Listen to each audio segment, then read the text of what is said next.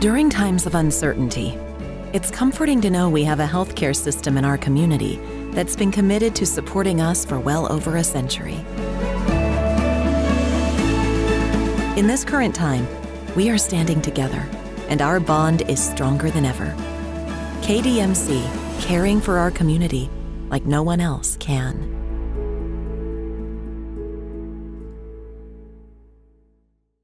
Zack, almost a classic ball game, and you guys come out on the trail end of this thing. But what was it like to be able to? I mean, this is what a super regional is supposed to be. I mean, what was it like out there for you guys on the field, the dugout? I mean, yeah, we've heard a lot about it. This field, this atmosphere, and it absolutely lived up to it. I mean, I think they set some sort of record for attendance for a super regional, and you definitely heard them. And it was a very, very good atmosphere, like you said, exactly what a super regional should be like. Up next, we'll go to Robbie Falk. Zack, they had trouble getting you out, but as far as what they were able to do in those later innings, I know Sims was what he is, but what was making them so effective in those later innings and allowing them to climb back in the ball game and ultimately take the lead? Y'all come out swinging and put up some runs and were constantly on the base pass, but what do you think they did differently or better later in the innings? I think it was just locating multiple pitches for strikes, getting the fastball and the off-speed pitch in. The curveball for both guys was really good at the end, and then just constantly getting ahead, and just we weren't hitting those pitches when we were even in the count, ahead in the count, stuff like that. Up next, we'll go to George Bashira.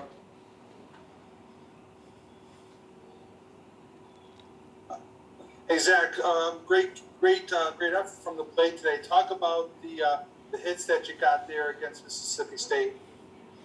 Yeah, I mean, Coach Wallace, Link, and I have worked a lot on my approach lately. It's really just trying to be nice and easy with it. Singles up the middle, and then they'll develop into more power as it goes. And I guess that happened today. And I really just was just trying to put the ball in play hard, and it happened to go a little farther than a single, I guess. We'll go to Patrick Engel next. Zack, coming in with knowing the type of defense you guys have played this year, how much do some of those errors later in the game that helped them get some base runners and climb back in and kind of eat at you? Yeah, I mean, those are going to hurt for a while, especially my two. Those are in big spots, and that's on me.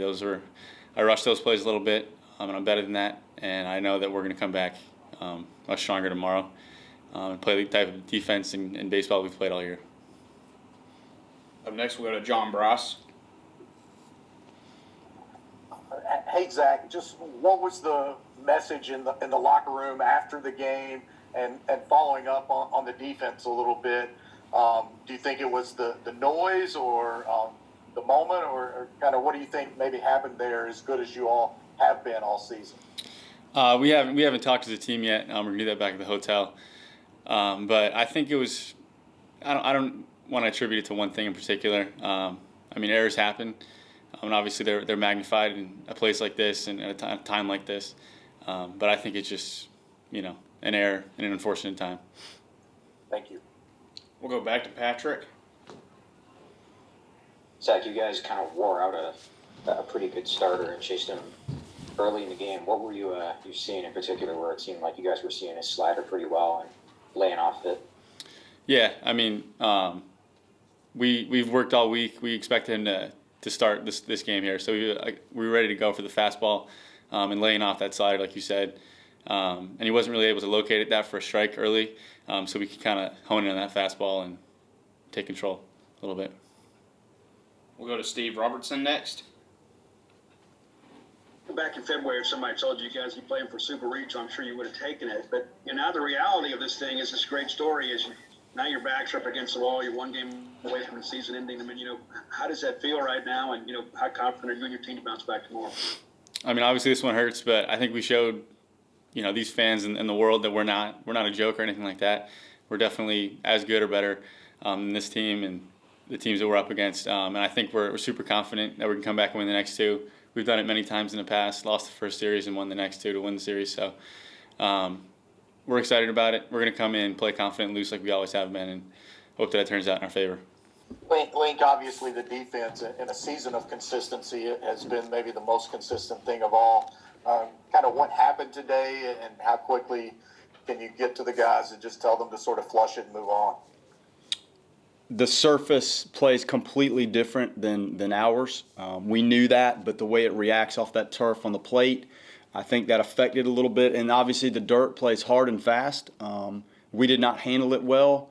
We were a little bit out of sorts, and some balls in the outfield, the line drives, that kind of kicked away from our guys. But you can't make the kind of mistakes we made defensively and on the mound. We didn't execute pitches at a high enough clip to kind of hold it in check. It's hard to win when you make those kind of mistakes. It's not impossible. We were on the verge of doing it, but it definitely wasn't the normal style of baseball that we play. The ball was in play. I thought Bertrand threw well. I thought Coleup threw okay. We just didn't have a lot of defensive support, and it was tough. So we'll get back to the hotel immediately, and we'll break this down. Some of these guys are still learning. It's a tough learning environment at this point, but some of our guys are still learning and haven't been through an atmosphere and a field that plays like that. And that combination led to a lot of mistakes. And their guys battled, man. That's a very good team, obviously, that was playing with a lot of energy at home here. Up next, we'll go to Steve Robertson. Coach, you almost had a best-case situation there with, you guys were able to separate the game. You had Tanner on the hill there. I mean, other than the defensive lapses there, I mean, what did you see happen? How were they able to come back and take the lead? Our guys were ready to play. Our guys engaged in the game. We just didn't play solid, sound defense. We rushed the ball at shortstop. Prajzner had a great game. Beautiful game offensively. The one double play we turned there up the middle was phenomenal. But we just had too many mistakes. And when you're in collect-out mode, that's exactly what you have to do. And we did not collect some of the outs that were presented to us. And it's hard. You can overcome it, but it's extremely challenging in this setting with those caliber of arms that they're running out there to overcome those sort of non-collected outs. And we almost did it. But, man, I love the atmosphere and the way our guys played. I think we needed to settle and kind of experience a ball game on this field to handle it better tomorrow, hopefully. Up next, we'll go to Aiden Thomas. Hey, Coach. So you talked about after the regional, one of your memories from this season was losing the first game of that Wake series early in the year and bouncing back and winning the next two. You've done that a few times this season. What is that mentality like, and how are you guys looking to pull that off again? Well, we better pull it off, or that's it. Our team, I don't think, has lost back-to-back games in 2 years, and that's hard to do. I could be wrong with that stat, but we have to just kind of regroup ourselves and figure our pitching out for tomorrow and go. These guys are resilient, man. We have been through a lot of tough baseball with the number of games we played in the ACC. It is a grinder. And these weekends, minus the atmosphere that exists here, we've been in this grinder before. So the guys will respond. You can tell when you watch our guys, they enjoy playing and they play the game hard. And that's really all you can ask. You just, at the end of the day, have to execute better. And they'll bounce back. Let's go to Tim Prister next. Malik, I would imagine you had to be happy with the early plate appearances. You laid off of Bedner's slider, jumped on some first pitch fastballs. What was the philosophy going in, and did you peg him accurately? Yes, exactly. Exactly. We knew going in what we were trying to do. We did it.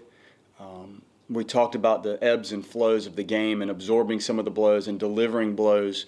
We had a chance. We had a chance to do more. But these guys are in the position they're in because they can navigate and sometimes damage control it a little bit. And they did that. Bednar was good. Patrick, Johnson, they're all good in their own right, and our guys know what they're trying to do. I was overall pleased with the at-bats. There were moments it could have been better, but I have no complaints, man. They were ready to go, and I thought they executed it fairly well. Up next, we'll go to Eric Hansen. Coach Sims is a handful, obviously, but if you see him again, what do you think your guys may have taken from their at-bats? What can you take away from the experience of seeing him live? Visually trying to track it, and the guys that saw him have to communicate to the other guys to figure out what this thing looks like that appears to climb on you. It's a very effective pitch. He's a tough kid out there, and he makes critical pitches for his team. And our guys do a great job of communicating about what this stuff looks like. Now, you can communicate all you want. You can watch all the video you want. Until you've seen some pitches in that box live, it's a little tough to simulate or prepare for that type of climbing fastball that was 93 to 97 today or whatever it was. So they'll communicate, and we'll just do our best to adapt a little bit. Let's go to George Bashura. Hey, Coach, we've talked back and forth during the season about the adversity your team faces, the one game at a time approach. And I'm sure the guys will be upset and apologize for the loss today. What's the message do you give them to settle them down and just to remember how they played the whole season? Well, it's a 3-game series for a reason. I mean, they have to beat us twice, and we have to win 2 games in a row. Fact. I think the guys are okay. Like, trying to relax them at this point, I never sensed any frustration to the point of an inability to perform. So I'm not worried about that. On this stage, mistakes are very humbling and hard to learn from, but that's what they have to do. Like, they have to learn from some of the things that happen in this game, in this atmosphere, and apply that next time, because some of the things are very difficult to simulate in practices. And we have to freelance it a little better and adapt a little bit better. But I'm not worried about like the overdone frustration. These guys are competitive, and it's okay to be disappointed, upset, mad. Sometimes that focuses you, and that's how we'll go about it. Let's go to Patrick Engel. I think with Cole Hep thrown, I think it was 77 pitches, and presumably being down for a day, if not the series, how much does that impact your pitching plan for what you want to do tomorrow, and how much of an idea have you had, if any, to kind of think about the direction you want to go with that? Well, we have some options to open the game, and then we'll figure it out. Like, we've got guys that have pitched in all sorts of roles this year, and that's one of the strengths of our team is the flexibility of the personnel on the mound. So we'll figure it out. I mean, it's Cole, that's probably it for tomorrow. We'll see how he feels on Monday, but it's a lot to ask of a kid to come back. And he's a tough kid. Again, he's learning. If you look at the inning workload of some of these guys, he's still in the early stages of pitching at this level. And he's a competitive kid, athletic kid. So we'll see how he responds and find out if he's available, get this thing to Monday. Let's go to Robbie Falk. Coach, you scored in the first 5 innings, I think, and had a 7-3 lead. State just really couldn't get a clean inning during that time. What did you see from Preston Johnson to kind of settle in and allow Mississippi State to come back there?